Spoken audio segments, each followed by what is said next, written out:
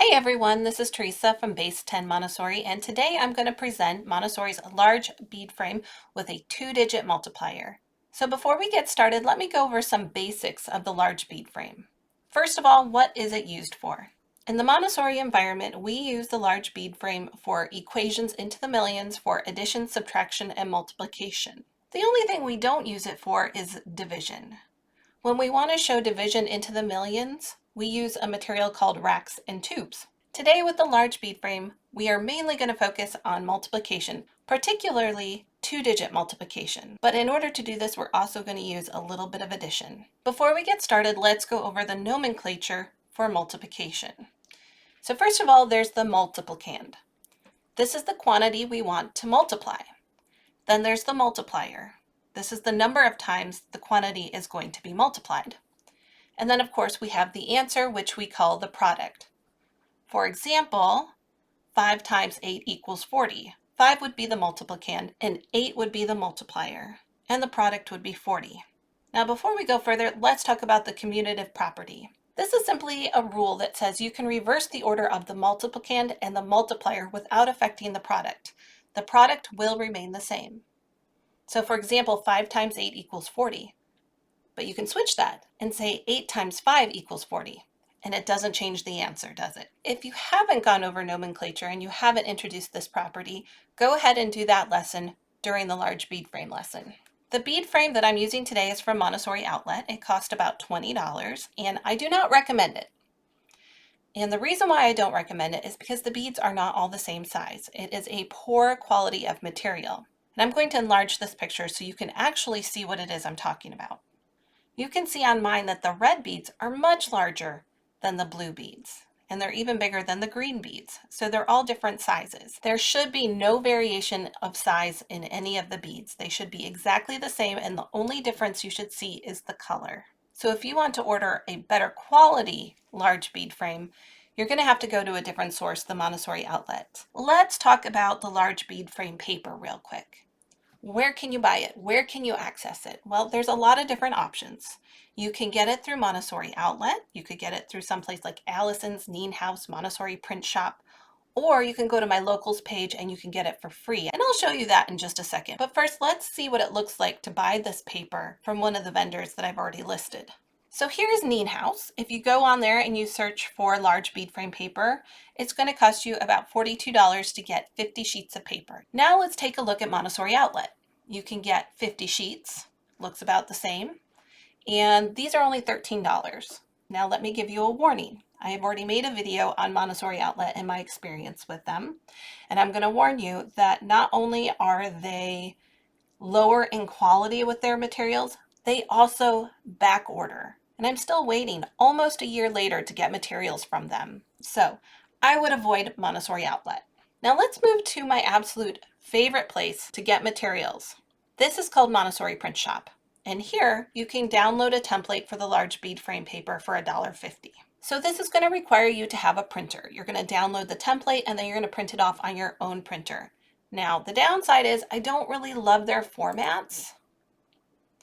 I don't really like how it looks in comparison to the Neen House, but for $1.50, it's probably worth the money. It's going to save you a lot in the long run. But the best thing about Montessori Print Shop is that it's affordable. You get the template so that you can reuse it, and it also is going to print off from your printer. Notice that it does print off that 8.5 by 11 inch size.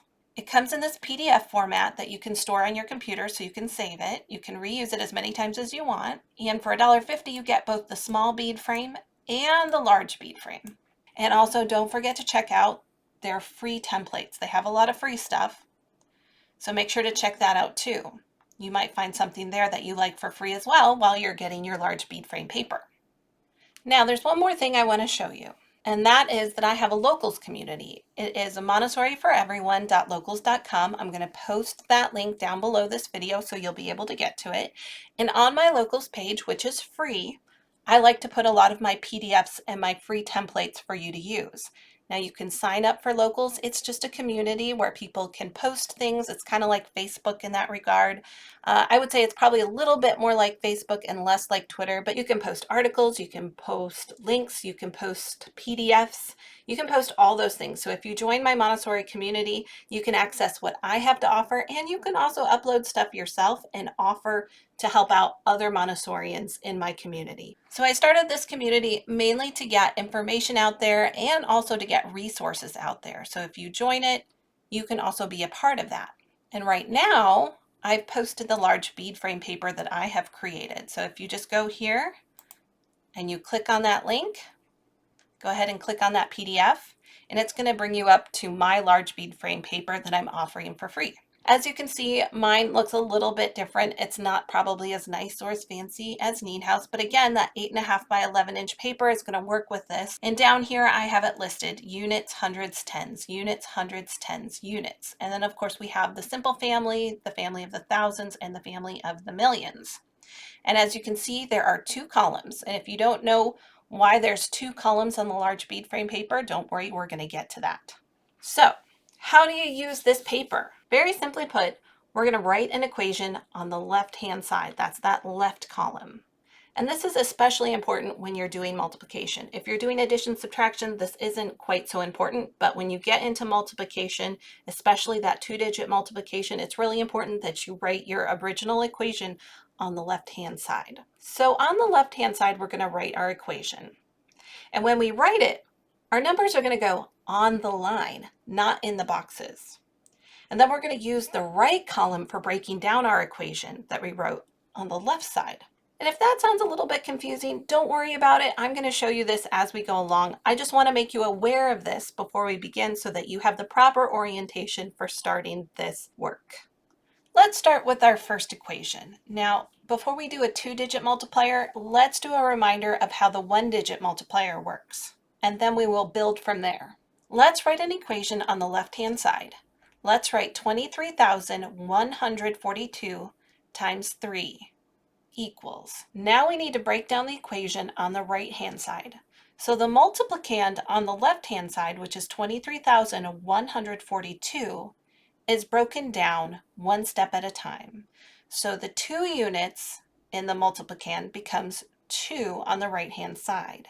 And then we go down, and the 40 on the left-hand side becomes 40 on the right-hand side, but we're breaking it down into categories. So we're just separating them out. And then we're going to write our multiplier to the right of the equation. So we're going to begin the equation with the units in the multiplicand.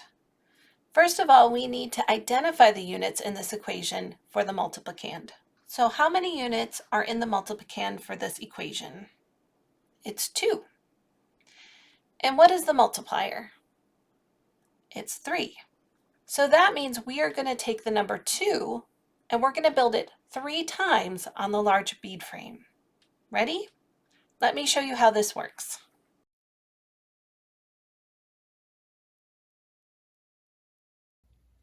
One, 2, 1 time. 1, 2, 2 times.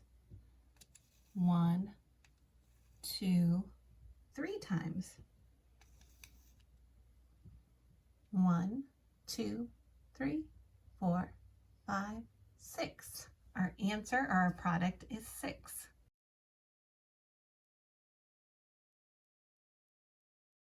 Now that we've used the large bead frame to get our answer, we have to write it down. We're going to write the answer before we move on to the tens category. I like to write the answer as I go, one category at a time, because it helps me keep track of what I've done as I move through each category. It keeps me from losing my place as I'm using the large bead frame. Now, if you prefer, you can write the entire answer at the very end instead of doing it one at a time like I'm doing it. Let's move on to the tens category. How many tens are in the tens category?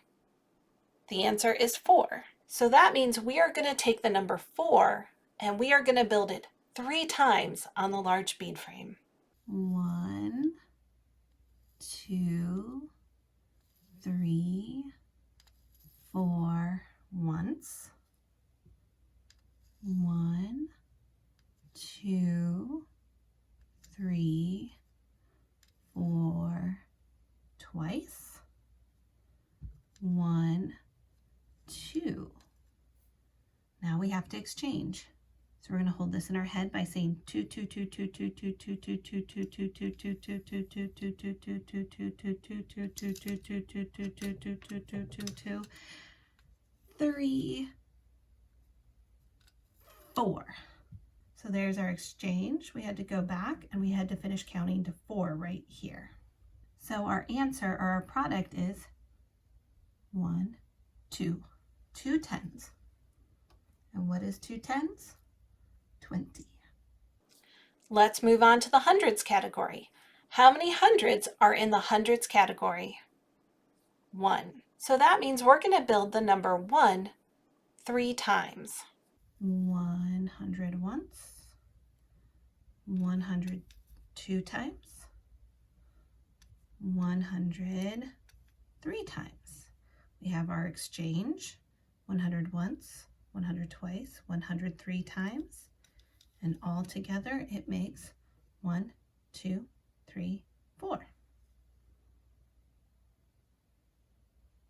Let's go to our thousands. We're going to make 3,000 3 times. So 1, 2, 3 once, 1, 2, 3 2 times, 1, 2, 3 3 times. Join them together, and our answer is 1, 2, 3, 4, 5, 6, 7, 8, 9. So our product is 9. Now let's move to our tens of thousands. We have 20,000, and how many times are we going to build it? We're going to build it 3 times.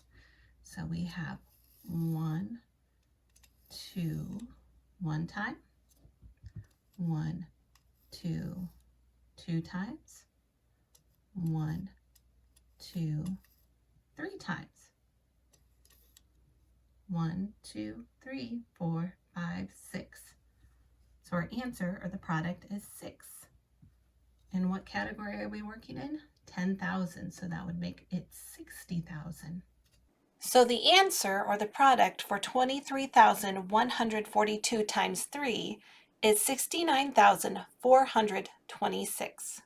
And you can see that we have written this on the right-hand side as we went through the large bead frame. But we're not finished just yet. Now we have to transfer the number 69,426 to the left side to finish the equation. This is what the finished answer should look like. So on the left-hand side, you can see this is what the large bead frame will look like. And on the right-hand side, you can see this is what it looks like when we write it.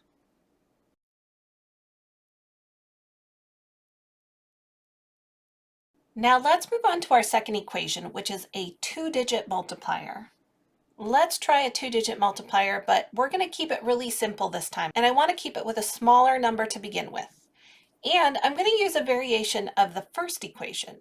So instead of 23,142 times 3, this time we're going to do 23,142 times 13. So to start, we need to write our equation on the left-hand side just like we did before. And as you can see, I'm using the same paper as I used in the first equation. I just created a separation between the two equations by coloring in one of the lines in the large bead frame paper. Now before we go any further, we have to introduce a rule. There's one important rule to introduce when presenting a 2-digit multiplier for the large bead frame. We can only multiply by 1 digit. How does this work? Let me explain by breaking this down into 10 steps. Step 1, we have to identify the unit in the multiplier. So look at the multiplier, which is 13, and identify the unit in that number. The unit is 3. Now, keep in mind that that unit is 3. Forget about the 10 in the multiplier for right now. For this step, we're only going to focus on the unit multiplier, which is 3. For step 2, we're going to break down the equation on the right side of the paper, just as we normally do for the unit multiplier, for those 1-digit multipliers. This will look exactly like the first equation we just did. It's going to look just like the 23,142 times 3.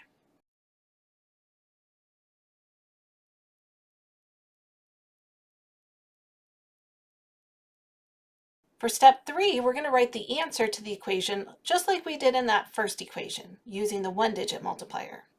So 23,142 times 3 equals 69,426. At this point, we're going to leave that equation alone, and let's go back to the equation on the left side of the paper. Now we've moved on to step 4. We're going back to the full equation, and now we're going to look at that tens multiplier again. Now remember our rule. On the large bead frame, we can only multiply by one-digit numbers. So we can't multiply by 10, but we can multiply by 1. So that means we must convert the 10 into a 1. So if we were working with a 20, we would convert it to a 2. If we were working with a 30, we would convert it to 3, and so on. So because we're working with a 10, we're going to convert it into a 1. How do we do this? Well, we're going to shift our multiplicand by adding a 0. By taking the 0 from the 10 in the multiplier and placing the 0 in each category of the multiplicand, we can break this equation down the same way as we usually do. Now, if that was confusing, don't worry, I'm going to show you how this works. Let's go step by step. Begin breaking down the equation on the right-hand side as usual. So the 2 in the multiplicand on the left-hand side becomes 20 on the right-hand side. So we're turning the 2 into a 20.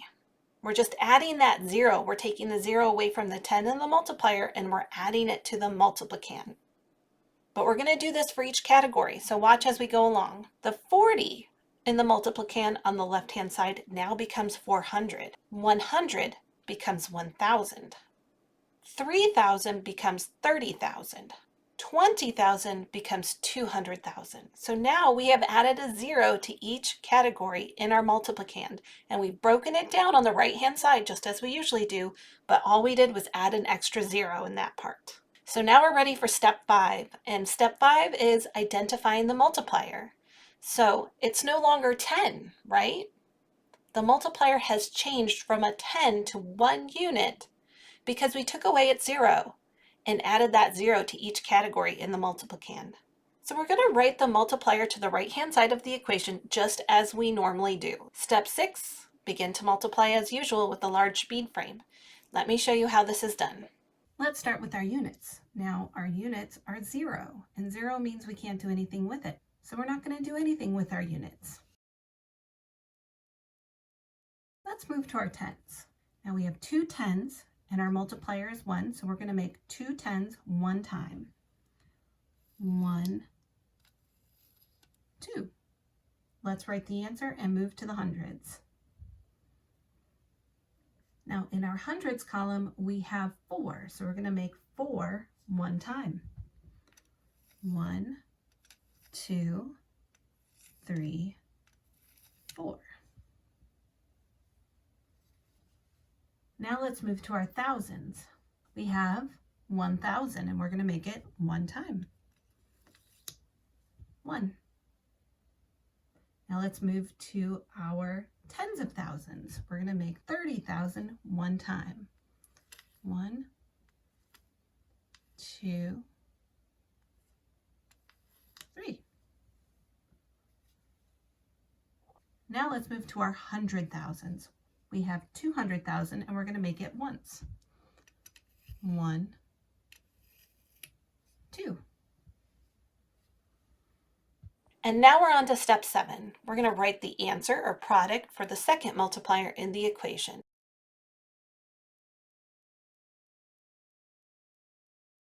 Step 8. Because we had to break this equation down into 2 parts, we have 2 answers or 2 products.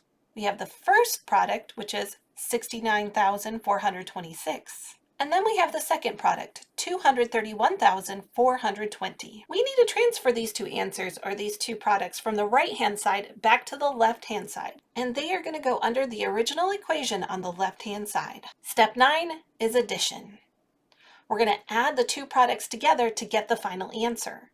So we're going to add 69,426 plus 231,420 equals. I'm going to give a quick reminder on the nomenclature for addition. So the nomenclature is addend plus addend equals sum.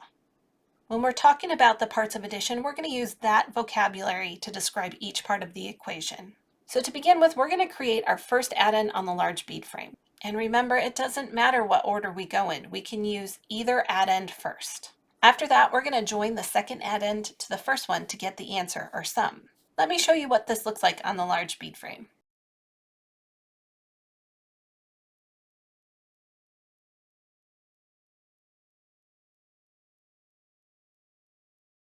So let's start with our units. We're going to add 0 to it. So our answer is going to be 6.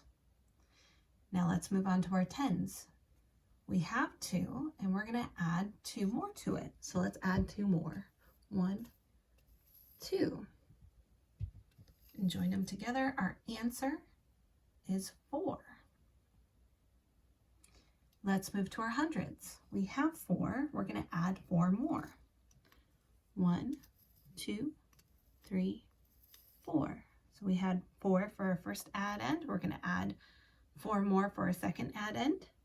Let's join it together. And the sum is 8. Now let's move to our thousands. We have 9,000 and we're going to add 1. So when we add 1, we get to 10. That means we have to exchange. So let's exchange by putting 1 in the tens and pushing these back. So what's our answer? What's our sum? It's 0. Now let's move to our tens of thousands. We had 6. We exchanged for 1, so we added another 1. Now we have to add 3 more on. So we're going to add 3 more. 1, 2, 3. And the same thing happened again, right? We got to 10, and every time we get to 10, we have to stop and exchange. Don't forget to push that back so that the answer or the sum is 0. Now let's go to our hundreds of thousands. We have 1 from our exchange, and this time we're only adding 2. 1, 2. So our answer is 3. And now we're at step 10. We're going to write the answer from the large bead frame. 23,142 times 13 equals 300,846. Down below you can see what it looks like to write that answer, and then on the right hand side, that's what the bead frame should look like when we're all done.